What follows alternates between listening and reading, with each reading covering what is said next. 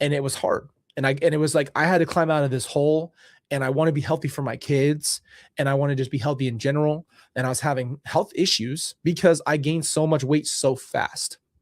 And so that is the thing, is like, I want to touch on that. Whatever it is, the vices that we have in our lives. I think I tweeted this the other day, but I basically just said, if the thing you're using to kill pain actually worked, you wouldn't keep going back, right? What I mean by that is simply is you don't have to keep getting the same exact surgery, because once the surgery works, you don't have to go back. That's the point. These vices aren't getting you anywhere. They're just putting a Band-Aid on your open wound.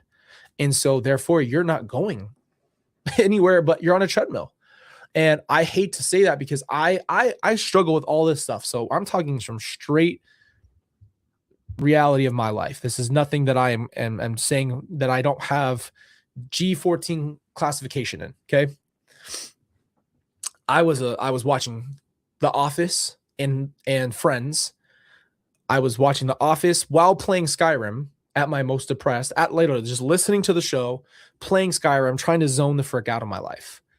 And, you know, I was never really exposed to drinking or anything like that, because I grew up LDS and I wasn't around it. But I'm glad I wasn't, because that's something I probably would have wanted, is that I would have wanted to have something that just take that immediately take my edge off. Let's go back, and I want to stop real quick before I go too far, and say none of these things inherently are bad. And that's the thing I hate, is that these labels get slapped on these things. Like, food isn't bad. Enjoying food is not bad. Or, you know, exercising is not bad. It's always the threshold of when we go from that to too much. Okay. If I rely on working out, like, there was a point where I was working out 7 days a week. So that means there's zero break for your body. Your cortisol still stays high. I wasn't eating, and my body was shutting down. And so mentally I also felt crappy. Now, sleep. We got to talk about sleep. It is so underrated, and it's something that is so hard when you have a lot of trauma. I don't know about you guys, if you've had a lot of sleep trauma, but I was having nightmares and night terrors. And night terrors and nightmares are not really in the same realm. Nightmares are horrible and vivid, but night terrors is like you're literally screaming at the top of your lungs in your sleep, waking everybody else up, and you're having body, reaction. You're like, your body's reacting to your terror. And so I had night terrors my whole life, and then I was having vivid nightmares. And so then I was like, well, this is how I operated for a while. And this was, I think, really dangerous. You guys know how much I love caffeine. So I was basically operating on caffeine. I would drink my pre-workout in the morning, and then I would have probably either more pre-workout or something later in the day, right? Like, just staggered. And then I would take Unisoms to go to sleep, because I couldn't fall asleep. And I still struggle with that.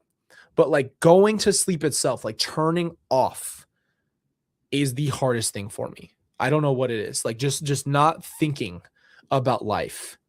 Yeah, and I'm going to get into panic attacks. So I'm actually going to highlight this, because this is going to be great, and I cannot wait to share what I've learned about panic attacks.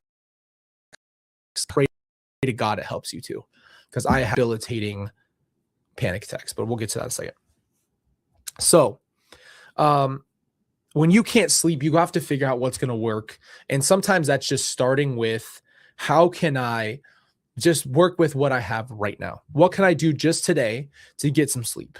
And so that's where I think you start to look and explore in what's going to help you get yourself into a long-term goal by starting with the short-term. Okay, if I know I need to sleep, then I should probably look into what would I be willing to take? Could I just drink a nighttime tea? Could I drink something at night that just helps me fall asleep or turn my brain off? Or do I need to turn my phone off 30 minutes before I go to sleep? Whatever that looks like, you need to figure it out, because prioritizing your sleep is going to change your mental health. And that is also scientific fact.